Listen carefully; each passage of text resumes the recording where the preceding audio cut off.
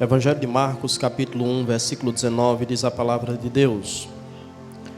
E passando dali um pouco mais adiante, viu Tiago, filho de Zebedeu, e João, seu irmão, que estavam no barco consertando as redes. E logo os chamou.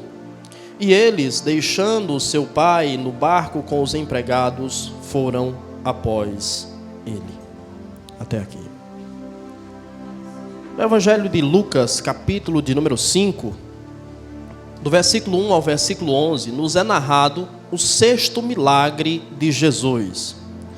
A Bíblia diz que Jesus estava andando pela praia do Mar da Galileia e a Bíblia diz que as multidões o apertavam para ouvir a sua mensagem.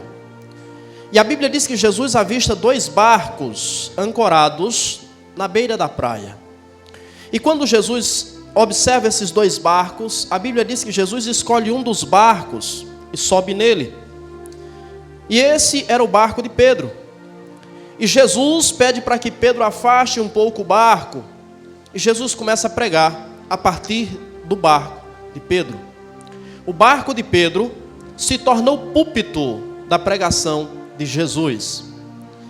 E enquanto Jesus está pregando, a Bíblia Sagrada diz que Jesus dá uma ordem e diz a Pedro: faze-te ao largo mar e lança as tuas redes. Pedro diz: mestre, passamos a noite inteira pescando e nada apanhamos, mas segundo a tua palavra, nós lançaremos as redes. Em obediência à palavra de Jesus, eles lançam as redes. E a Bíblia diz que eles pegam uma quantidade enorme de peixes. E quando eles estão puxando as redes, a Bíblia diz que são tantos peixes que o barco quase vai a pique. E as redes querem se romper. E eles fazem sinal para o outro barco. E o outro barco vai até eles. A saber, esse era o barco de Zebedeu. O barco onde estavam também Tiago e João, que eram filhos de Zebedeu. E a Bíblia diz que estes ajudam. Eles pegam os peixes, colocam nos barcos. E a Bíblia diz que Pedro, ao olhar para Jesus, atônito, se prostra aos pés de Jesus e diz: afasta-te de mim, porque eu sou um pecador. Ao olhar para essa cena, eu imagino a euforia que aqueles homens estavam. Após uma noite de fracasso, eles desfrutam de um milagre que eles jamais imaginaram desfrutar. Além de estarem atônitos, estão eufóricos, maravilhados, alegres, felizes. E eu imagino Jesus chegando para Pedro, dando um sorrisinho de canto de boca e dizendo: a partir de hoje, eu vou te fazer um pescador de homens. A partir de hoje, a tua história muda. A partir de hoje, tua vida será um instrumento nas minhas mãos. A Bíblia diz que Jesus chama Pedro e chama o seu irmão André. E estes passam a seguir Jesus. A Bíblia diz que Jesus continua caminhando. Enquanto Jesus está caminhando, a Bíblia diz que Jesus encontra-se com o barco de Zebedeu. E no barco de Zebedeu estão Tiago e João.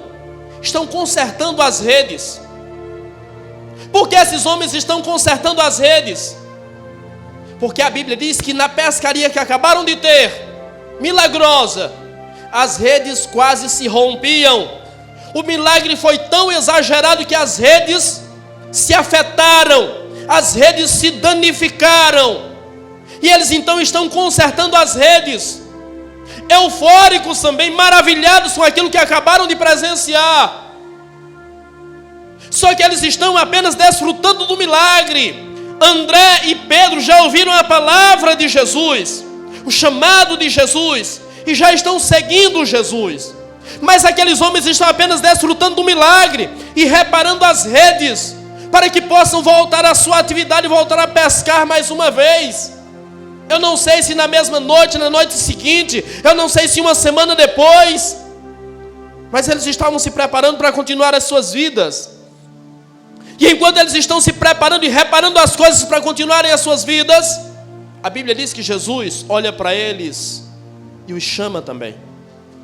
E quando Jesus os chama, a Bíblia diz que eles deixam as redes, eles deixam o barco, eles deixam seu pai e eles deixam os empregados e seguem Jesus.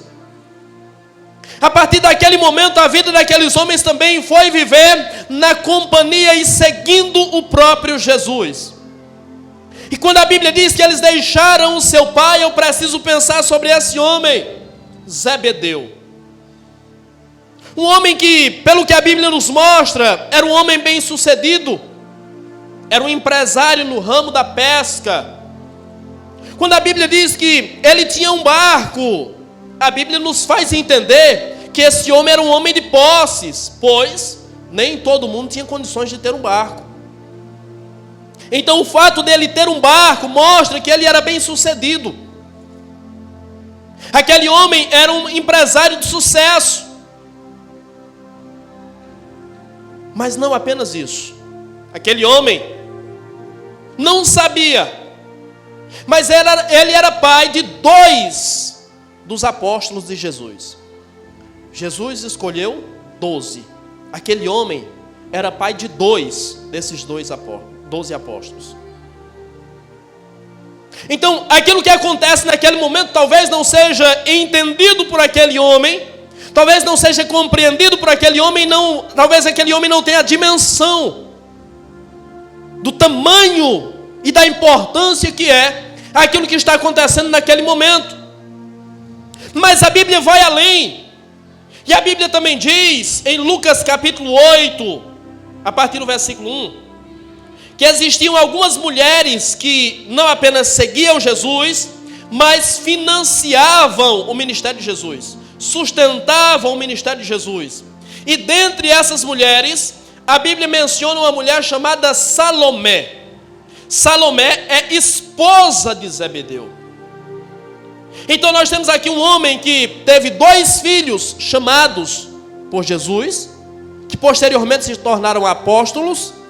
Nós temos a sua mulher, a sua esposa, que também foi chamada por Jesus, e não apenas seguia, mas servia a Jesus. Não é só seguir, é servir. Ela seguia, servia e sustentava financeiramente o ministério de Jesus. Isso mostra mais uma vez que esse homem era bem sucedido, porque essa mulher não trabalhava. O dinheiro que essa mulher usava para sustentar o ministério de Jesus era do seu marido. Porém, a Bíblia não mostra em momento algum que esse homem, bem sucedido, bem estruturado, rico, empresário de sucesso, pai de 2 apóstolos, marido de uma seguidora, de uma discípula de Jesus, a Bíblia não mostra em nenhum momento que esse homem tenha seguido Jesus. Um homem que teve um contato muito próximo com Jesus, um homem que teve uma experiência extraordinária com Jesus, um homem que teve os seus mais próximos seguindo Jesus, mas a Bíblia não diz que ele seguiu Jesus. E o que a Bíblia nos faz entender é que esse homem era bem sucedido nos negócios, era um empresário de sucesso, porém era fracassado espiritualmente. Quantos pais nós conhecemos que têm filhos que são bênção nas mãos de Deus, são instrumentos nas mãos de Deus, mas são fracassados espiritualmente? Quantos pais nós conhecemos que querem o bem dos seus filhos? A Bíblia também não mostra que esse homem em algum momento impediu que eles seguissem Jesus. Querem que os seus filhos sigam, mas ignoram a Jesus.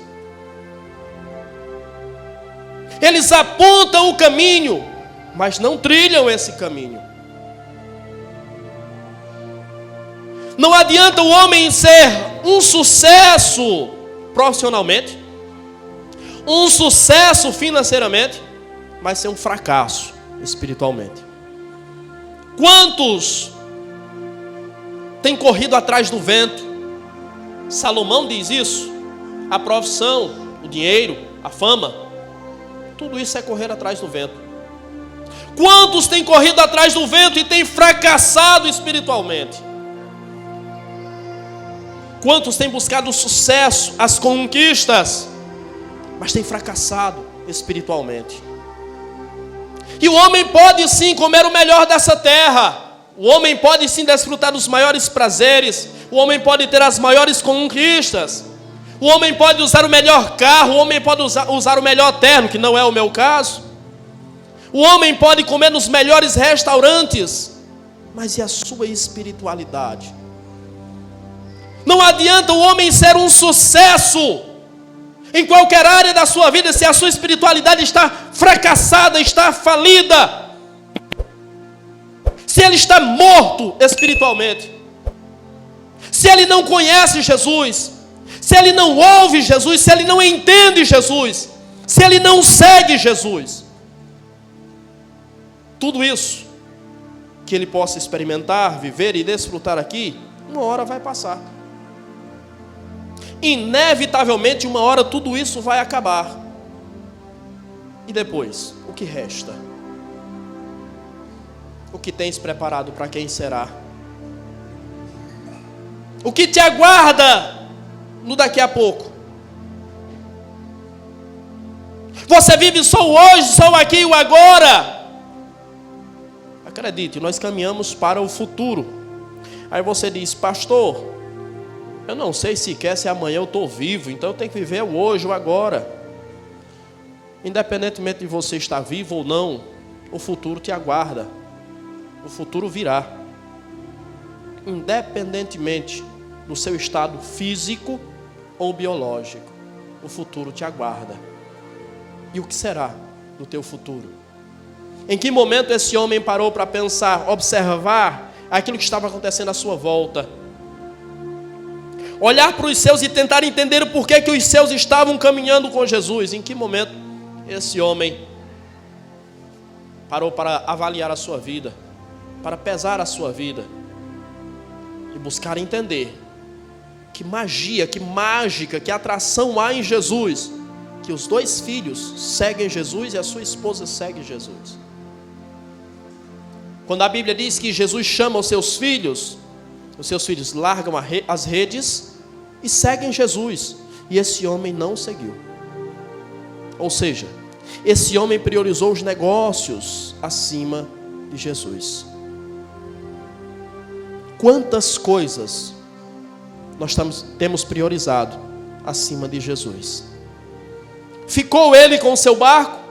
Ficou ele com as suas redes? Ficou ele com os seus peixes? Ficou ele com os seus empregados? Ficou ele com a sua empresa? E os seus filhos seguiram. Entenderam que precisavam sacrificar algo naquele momento.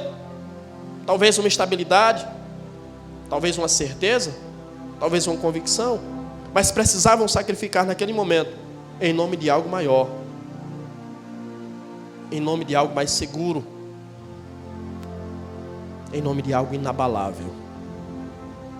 Aquele momento era um momento de instabilidade para eles. Eles acabavam de vir de um fracasso. Só que os seus filhos entenderam que estavam abraçando agora algo que era inabalável. Estavam conquistando ou recebendo algo que serviria de base não apenas para a sua vida material, física, mas para a sua eternidade. Nos falta compreender, muitas vezes, realmente o real valor das coisas. Falta-nos senso de proporção nas coisas. Falta-nos entender o que é mais importante. Há alguns dias eu preguei sobre o jovem rico. E o tema da mensagem é: o que é mais importante? O que é mais importante para você? Para o jovem rico foram as suas posses. Para Zebedeu foi a sua empresa. Para você, o que é mais importante? Para João e Tiago, ou Tiago e João, foi seguir Jesus. E para você, o que é mais importante? Aquele homem se fartou com os peixes. E foi só isso. Ele se saciou com os peixes, frutos do milagre de Jesus. Mas foi só isso. Foi só isso que ele recebeu. Lembra da mulher cananeia quando chega até Jesus e Jesus diz: não é bom tirar o pão dos filhos e deitá-los aos cachorrinhos? E a mulher diz: Senhor, mas até os cachorrinhos comem das migalhas que caem da mesa. Os peixes para Zebedeu são migalhas. E ele se contentou com isso. Para ele foi suficiente. E foi só isso que ele recebeu. E a pergunta que eu faço é só isso que você quer? Isso é suficiente para você? Eu garanto para você que Deus tem muito mais. E tem algo muito mais importante, muito mais excelente do que essas migalhas. Talvez você já recebeu milagres. Aliás, eu tenho absoluta certeza que você já recebeu milagres. Cada um de vocês já recebeu milagres. Como eu já recebi. Isso é migalha. Apenas migalhas. Não se compara a ter uma vida na dependência de Deus. E não se compara a ter uma vida que está sendo moldada por Ele para viver a eternidade, onde a Bíblia diz que lá as ruas são de ouro. Não se contente com migalhas. Para aquele homem, apenas os peixes foram suficientes. Mas o tempo ia passar. Eu não sei, uma semana depois, 15 dias depois, os peixes iriam acabar. Migalhas sempre acabam. Não viva de migalhas, pois elas sempre acabam. Migalhas são suficientes para você? Infelizmente você está com grandes problemas. Quando a Bíblia me mostra todo esse cenário, a Bíblia me faz perceber que aquele homem estava no mesmo contexto que todos os outros. Ele recebeu o mesmo milagre que todos receberam. Ele ouviu a mesma palavra que todos ouviram. Porque André e Pedro creram, se converteram. Porque Tiago e João creram, se converteram, seguiram Jesus, e ele não. Por quê? Em quem está o problema realmente? O problema estava nele. O problema era ele. Não é suficiente apenas ouvir e não atender. Não é suficiente apenas receber milagres e não seguir. O problema estava nele. Ele decidiu não seguir. Ele decidiu não crer. Ele decidiu continuar a sua vida exatamente como ela era. E aí, na sua vida, como será? O que a Bíblia nos mostra é que a graça, através da pregação de Jesus, foi concedida a todos. A graça foi direcionada a todos, mas ele não recebeu. Como crer que Deus escolhe quem vai ser salvo? Deus, através da pessoa de Jesus, que é Deus, direcionou o milagre a todos, direcionou a pregação, a palavra, a mensagem, o evangelho a todos. Alguns receberam e outros, como é o exemplo de Zebedeu, não. E a tantos quantos o receberam, deu-lhes o poder de serem feitos filhos de Deus. A graça foi concedida a todos, mas ele não recebeu. E é exatamente a graça que transforma a vida do ser humano. É exatamente a graça que dá ao homem acesso à vida eterna, acesso ao coração de Deus, acesso à vida na presença de Deus. A Bíblia diz que esse homem, ele era um empresário de Cafarnaum. Cafarnaum era uma cidade que ficava às margens do lago da Galileia, ou mar da Galileia, tanto faz, que era a fonte de sustento para muitas pessoas, inclusive para ele e também para Pedro e André. E curioso é que o nome Cafarnaum significa aldeia de conforto. Então Cafarnaum para ele era suficiente. A aldeia de conforto para ele era suficiente. ele estava muito confortável em Cafarnaum. Estável, família abençoada, profissão, empresa, está tudo tranquilo, ele estava estável. Então, em Cafarnaum ele estava confortável. Cafarnaum é a vida atual que você está levando. Tá bom? Está confortável? Pedro e André, Tiago e João não se contentaram com Cafarnaum. Eles queriam algo maior. Eles queriam a Jerusalém celestial. Eles não se contentaram com a aldeia de conforto. Eles não se contentaram com Cafarnaum. Eles queriam a Jerusalém celestial. Cafarnaum tá bom para você? A situação atual tá bom para você? Ou tá boa para você? Tá confortável do jeito que tá? Tá confortável estar longe de Jesus como você está? Talvez enxergando Jesus de longe, ou nem ao menos de longe. Ou talvez como Pedro no evento da crucificação, seguindo Jesus de longe. Tá bom, tá confortável assim? Se tá bom, continue. Mas se não tá, tome uma atitude. Se você pensa em algo maior, se você quer algo maior, se você almeja algo maior, tome uma atitude. Garanto para você que o conforto que Cafarnaum está te dando não será permanente. A instabilidade vai te alcançar, e quando ela te alcançar, você não terá onde se sustentar.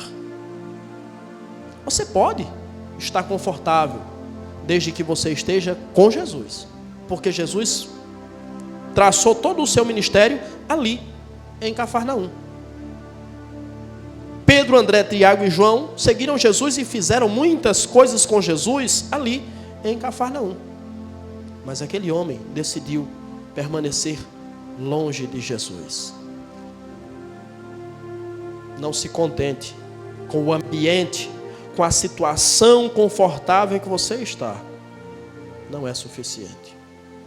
Pelo contrário, talvez a situação, o ambiente, as circunstâncias confortáveis que você está, são exatamente o motivo de você estar longe de Jesus.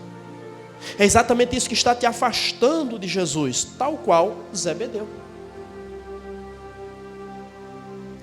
Quando a Bíblia nos fala sobre Pedro, André, Tiago e João e Zebedeu, a Bíblia nos diz que eles eram sócios. Naturalmente, se eles eram sócios, eles eram amigos. André e Pedro eram amigos de Zebedeu. Tinham um relacionamento muito próximo com Zebedeu. Mas a partir daquele dia, o relacionamento deles mudou. A partir daquele dia, mesmo sendo amigos, Zebedeu não fez mais parte da vida de André e de Pedro. E também, de certa forma, não fez mais parte da vida de Tiago e de João. E você quer continuar na mesma vida. Você quer continuar nos relacionamentos com as mesmas pessoas. Você quer manter as mesmas amizades. Você quer manter os mesmos relacionamentos e acha que pode seguir Jesus dessa forma. Não. É automático. Foi inevitável. A partir do momento que Pedro, André, Tiago e João começaram a seguir Jesus, Zebedeu não fazia mais parte da vida deles. Será que não existem algumas pessoas que não podem, não devem mais fazer parte da sua vida? Será que não tem ou não existem algumas pessoas que você precisa excluir da sua vida? Precisa excluir da sua trajetória? Que não cabem na sua vida? Que não tem a mesma visão, que não tem o mesmo propósito, que não tem o mesmo intento que você? Que não querem o mesmo que você em tese quer? Que não buscam a mesma coisa que você em tese busca? Porque se você não muda ambiente, se você não muda amizade, se você não muda nada, aí eu questiono se realmente você quer. Aí eu questiono se realmente você crê. Aí eu questiono se você realmente segue. Aí eu questiono, por isso eu digo em tese. Porque você sabe que toda tese tem que ser provada. Você escreve uma tese, você levanta uma tese, mas você precisa sustentar a tese.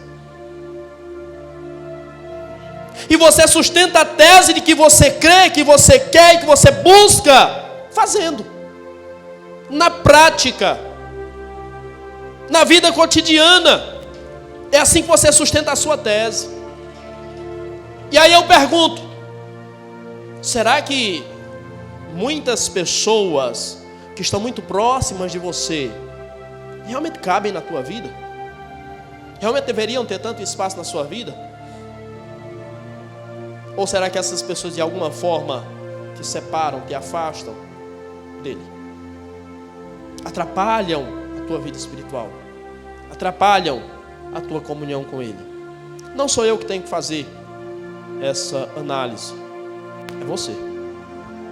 É você que tem que analisar se realmente todas as pessoas com quem você convive de forma mais direta, mais íntima. Conviver, a gente tem que conviver com todo mundo. Mas se essas pessoas cabem realmente na sua vida, se essas pessoas contribuem, se essas pessoas influenciam positivamente a sua vida. E talvez se você parar para analisar a sua realidade espiritual, a sua realidade eclesiástica, a sua realidade com a igreja, talvez você perceba que não está fazendo bem. Se não está fazendo bem, você já sabe o que tem que fazer. Se não acrescenta, deve ser descartado. Se não soma, então deve ser subtraído. Aquilo que não soma deve ser subtraído. Mas quem tem que fazer essa análise é você. Observe que esse homem, Zebedeu, quando você estuda sobre a história desse homem, você descobre que muitos levantam a tese e há muitos indícios de que esse homem, ele era irmão de José.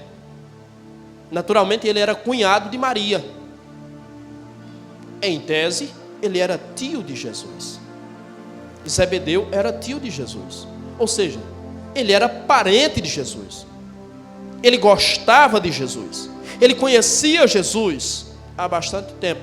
Ele estava próximo de Jesus há bastante tempo. Porém, isso não foi suficiente. O fato de ser parente de Jesus, de estar próximo de Jesus, de conhecer Jesus, de gostar de Jesus, não foi suficiente. Quando ele não disse um sim para Jesus, quando ele não tomou a decisão de seguir Jesus, ele estava fora. Parente não é filho.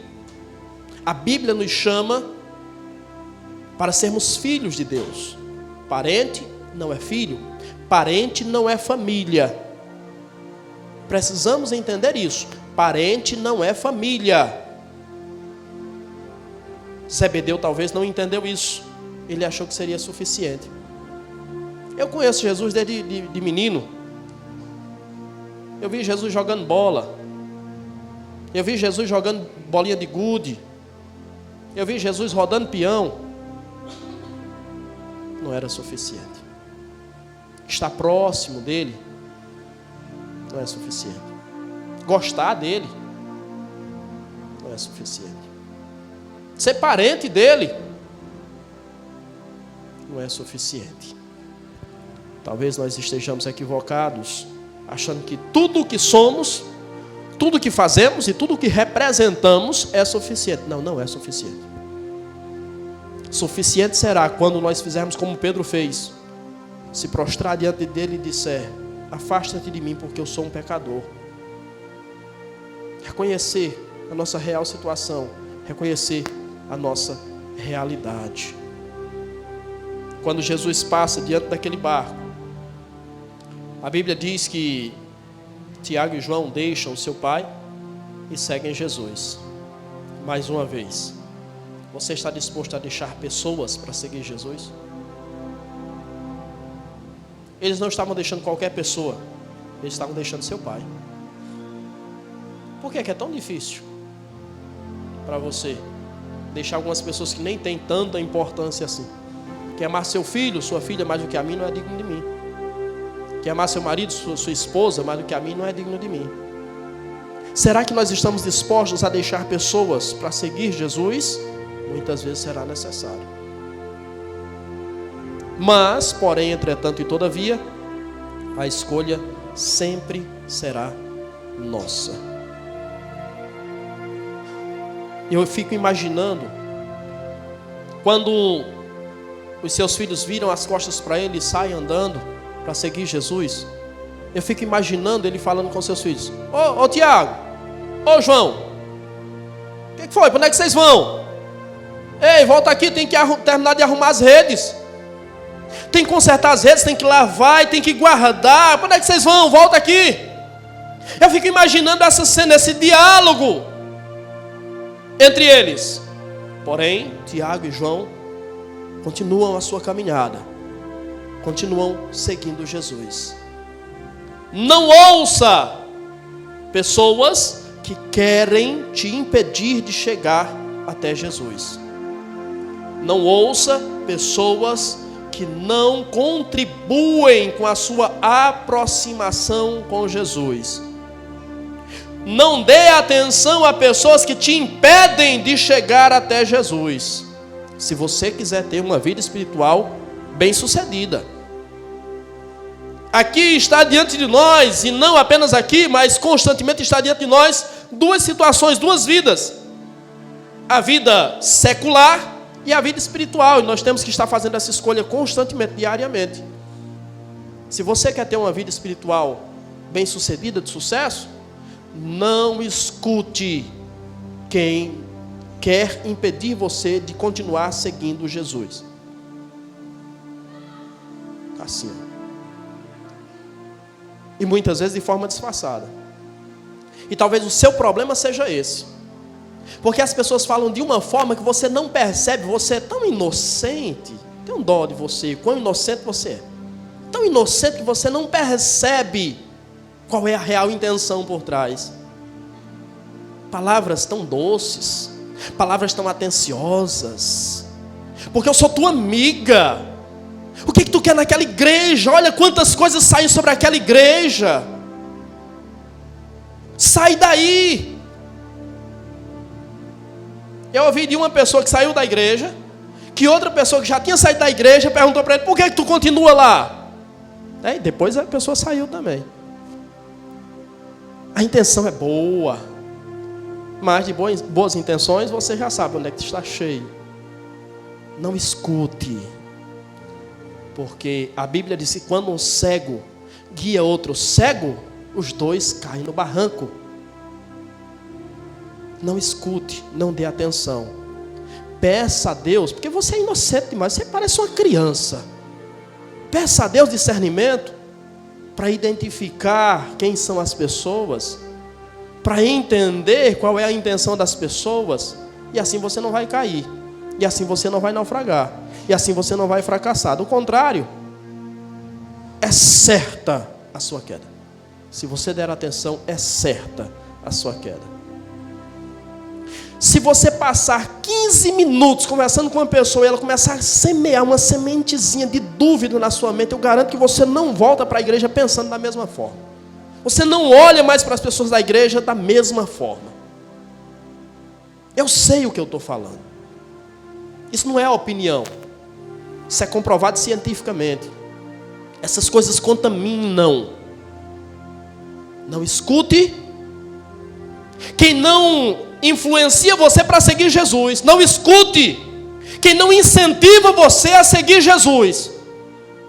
Qualquer pessoa que te desmotiva não tem espaço na sua vida, ou não deve ter espaço na sua vida. Qualquer pessoa que pinta a igreja como ela não é, não deve ter espaço na sua vida. Qualquer pessoa que influencia você a se afastar de Deus ou da igreja, não deve ter espaço na sua vida. Mas eu estou longe da igreja, mas eu estou com Deus, eu estou perto de Deus, e eu tenho cara de bozo, eu acho que eu sou palhaço. Nessa brincadeira aqui eu já tenho mais de 20 anos. Não venha para mim com essa conversa: eu estou longe da igreja, mas estou perto de Jesus. Mentira. Você quer que eu diga claramente para você? Você é um mentiroso, você é uma mentirosa. Você não está perto de Jesus. Porque a principal marca de alguém que está caminhando com Jesus, está perto de Jesus, está em comunhão com a sua igreja. Se você não está em comunhão com a sua igreja, é porque Jesus já saiu da sua vida faz muito tempo. Eu acho que falta você ler Apocalipse capítulo 3, versículo 20. Eis que estou à porta e bato. Se alguém ouvir a minha voz e abrir a porta, entrarei na sua casa e cearei com ele e ele comigo. A igreja estava reunida e Jesus estava fora. Ou seja, existiam pessoas que estavam dentro da igreja, mas Jesus não estava na vida delas. Imagine quem não está na igreja. Então não venha com essa conversa para mim, porque não cola. Não dá. Eu não sou mais um menino de 15 anos para acreditar em qualquer coisa. E muitas vezes não acredito nem no que eu vejo. Porque eu tenho que ver e discernir. Nem tudo que acontece diante dos meus olhos é a realidade. Não é tudo que entra por aqui que desce para cá, não. Não escute. Esse conselho é para você ter uma vida espiritual de sucesso. Mas a decisão é sua. A escolha é sua. Você é quem sabe o que você vai fazer na sua vida. Eu sei o que é que eu faço com a minha. E eu sei qual é o meu papel. Mostrar para você o caminho. A escolha, a decisão é sua. Tem que ser sua. Somente sua. Pastor, mas a minha vida é tão complicada, pastor. Às vezes eu falho na igreja, às vezes é porque é muito difícil, eu tenho muitas responsabilidades, eu tenho muitas obrigações. O que é que Tiago e João estavam fazendo? Consertando as redes. Isso fala de sustento. A empresa deles dependia daquilo. Era a obrigação deles. Mas, porém, entretanto e todavia, eles não deixaram que as obrigações os impedissem de seguir Jesus. Continue. Continue se dedicando ao seu trabalho, ao seu emprego. Continue se entregando ao máximo. E deixe que isso impeça você de fazer a obra de Deus. E deixe que isso impeça você de atender ao chamado dele.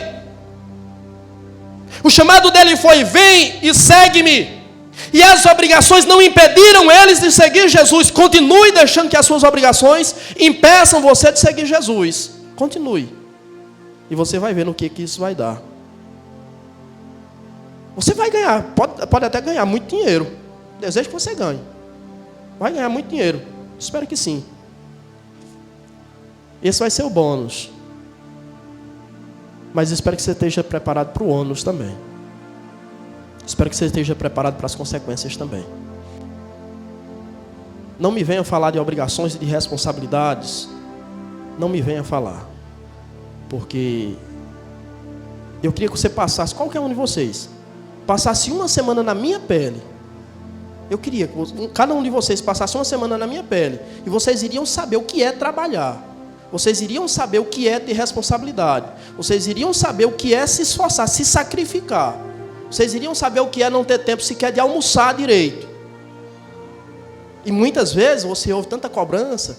Ontem eu trabalhei até 5:30 da tarde. Em Salgueiro.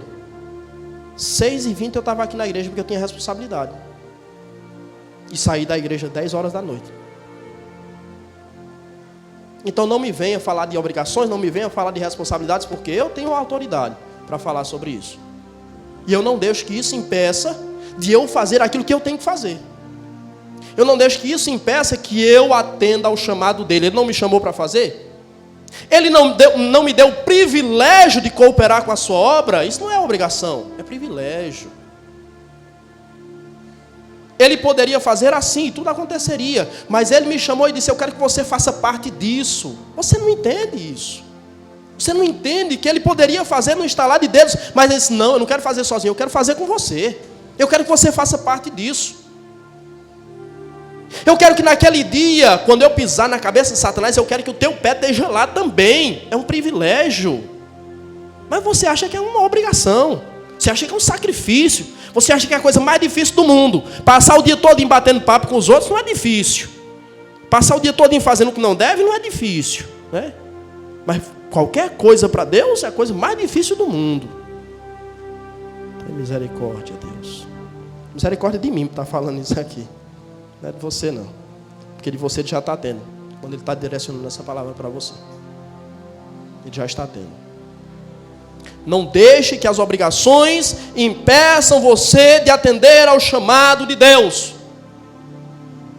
Quantas vezes se quer, quando você, pelas suas obrigações, ao menos dá satisfação por não vir para a igreja? Quando você, muitas vezes, falta tantos trabalhos na igreja, quando você não ajuda nem com a sua presença, e você acha que está servindo a Deus dessa forma, desculpa. Ele dispensa seu serviço.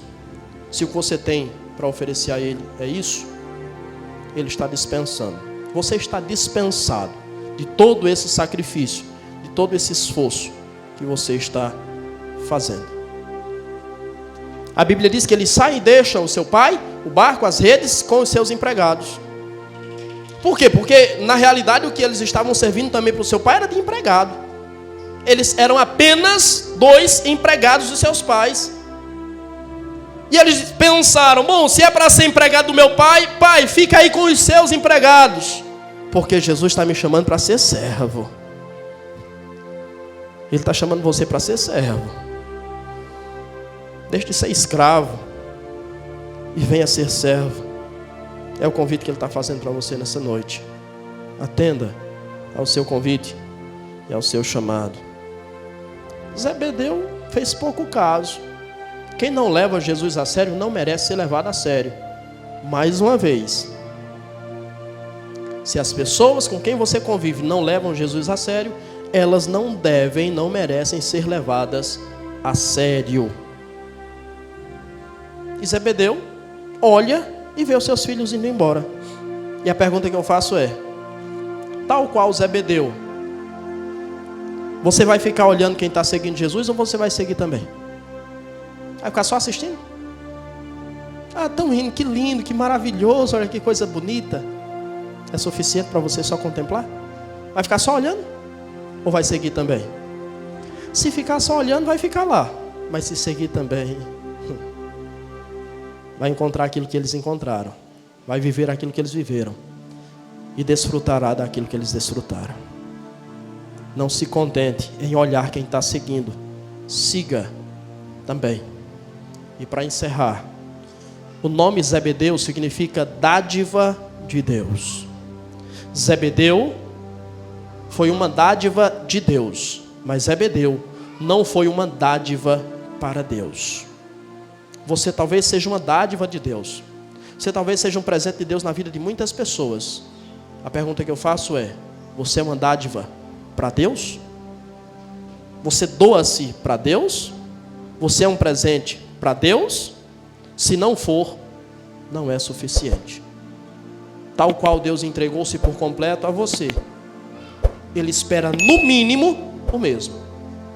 Ou você entrega tudo, ou você entrega-se por completo, ou pode guardar o que você tem a entregar. Muito obrigado, Ele agradece, mas não aceita, não recebe. Essa é a palavra que Deus mandou para você.